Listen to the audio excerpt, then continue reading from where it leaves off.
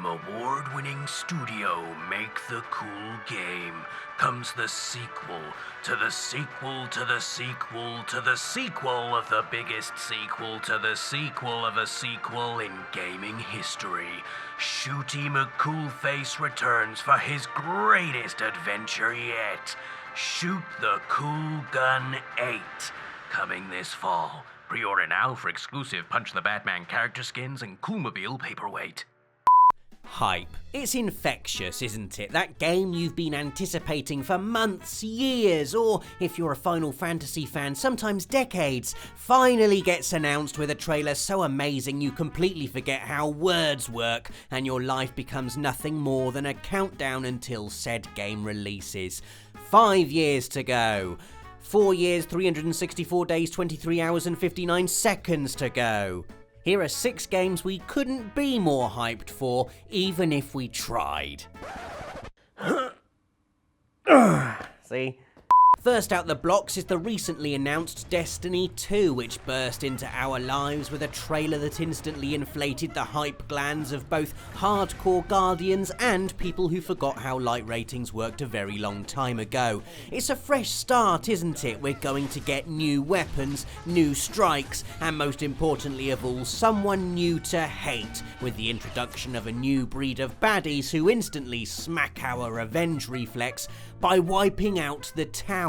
No, not that place I used to aimlessly hop around and dance with groups of strangers for 15 minutes in between strikes. Why? Because things are different now. Destiny 2 promises a more epic story, tighter combat, and the introduction of official clan support, so now you can have your own banner, for instance, and maybe even join the definitely going to happen PlayStation Access clan, so you too can spend hours being bossed about by Nathan. Zone A. Zone A. Who's on Zone A?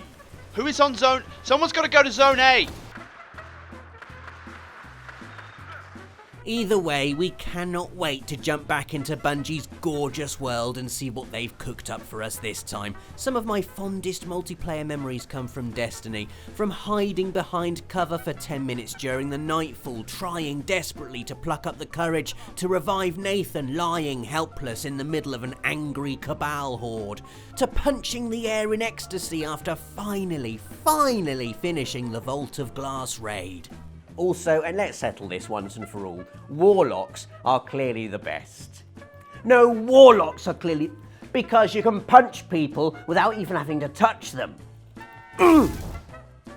Next up, we've got The Last of Us Part 2. Now, we were lucky enough to be at the Anaheim Convention Center when this was announced at PSX last year, and I've honestly never heard anything like the roar of excitement that erupted when the screen pulled back to reveal that yes, that is Ellie playing the guitar, and that yes, Joel is back too, and yes, it's more The Last of Us.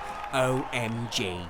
Also, the fact it's called Part 2 rather than simply 2 is interesting, as it suggests this is going to be a continuation of Joel and Ellie's story, the second part of a whole, something Naughty Dog has been planning all along. Seeing as how Naughty Dog exclusively makes amazing games, the thought they've always had a second part of The Last of Us story to tell us is almost enough to make my hair grow back.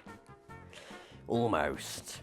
The Last of Us is in my personal top 5 PS3 games of all time. It was brilliant, beautiful and brutal, with Ashley Johnson and Troy Baker turning in the best performances we've ever seen in a video game. The sequel being made from the ground up on PS4 can only mean all of that stuff is going to be even better this time. 2 first-class tickets for the hype train, please. One for me, and one for my good friend, the Doctor here. Entry number 3. Now, I don't know if you've heard, but there's going to be a new Call of Duty game this year. I mean, of course you've heard, but our hypometer is off the charts for Call of Duty World War II because we're going right back to the series' roots. Now, if you're as old as us, you'll remember gunning your way through the Second World War in early Call of Duties and the Medal of Honor games as far back as PS2 and PS1. But since Modern Warfare, FPS titles have mostly had us wall jumping and knee sliding around the future, taking down mechs and shooting high-tech weaponry capable of firing off silly shots per second. Now we're back to storming the beaches of Normandy, rattling about inside tanks, crawling through the mud of 1940s Europe with clunky old machine guns, and it feels great. We've never seen the brutal scenes of World War II realised with such harrowing clarity before, and it's going to be some experience. In fact, we were so excited about it we even went to the worldwide reveal and forgot to sit on those really comfy chairs behind us. That's what hype can do to you. Come on guys, I'm hyped as well, but I'm also sitting down. Also, I'm excited because World War II shooters are what I grew up with, and so I'm clinging on to the idea that somehow I'll be slightly better at the multiplayer this time, just like I wasn't when Battlefield 1 came out last year. Entry number 4. Now, remember earlier when I said I'd never heard anything like the roar of excitement that erupted at PSX during the reveal of The Last of Us Part 2? Well, now let me add this caveat.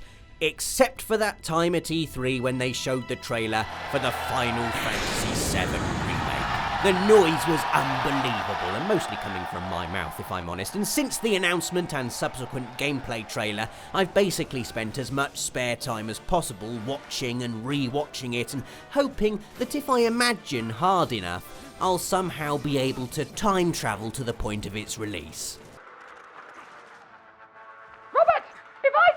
And you're watching that Final Fantastic trailer again, I swear! What on earth are you doing? Trying to will myself into the future, to the time when Final Fantasy VII Remake comes out. Yeah, well, while you're at it, how about you will yourself to the time when you get your own house? Entry number 5 now, and we've established hype can do strange things to a person, especially Dave, and especially Dave looking forward to anything Star Wars related. Now, we sent Dave to the Star Wars celebration back in April to cover the announcement of Star Wars Battlefront 2. Since then, whenever you've seen Dave in an Access video, what you've actually been seeing is a CGI double animated by Dan. That's the entire reason we had to hire him in the first place. Because the real Dave... Dave, are you hungry?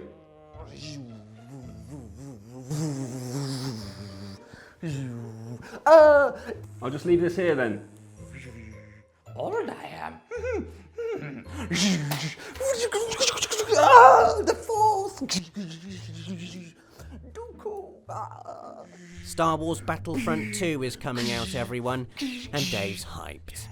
Number 6, yes, God of War. Kratos' long-awaited PS4 debut is so exciting I'm in actual physical pain from the longing. Having the legendary deity back on PlayStation makes it feel like the family is all together again. Drake's crashing, dangling, and by the skin of his teething through a bunch of set pieces over there.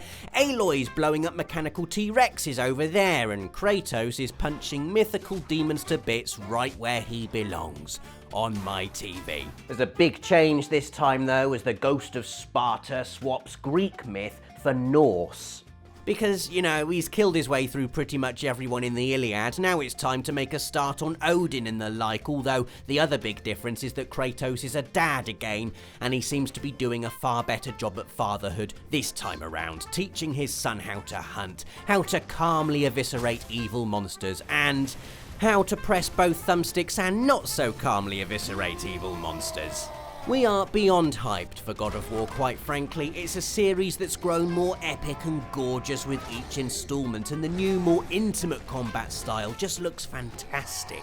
I'm so up for it, I even started styling myself on Kratos, although I shaved the beard off because my wife hates it, and, I'm not particularly... I'm getting there.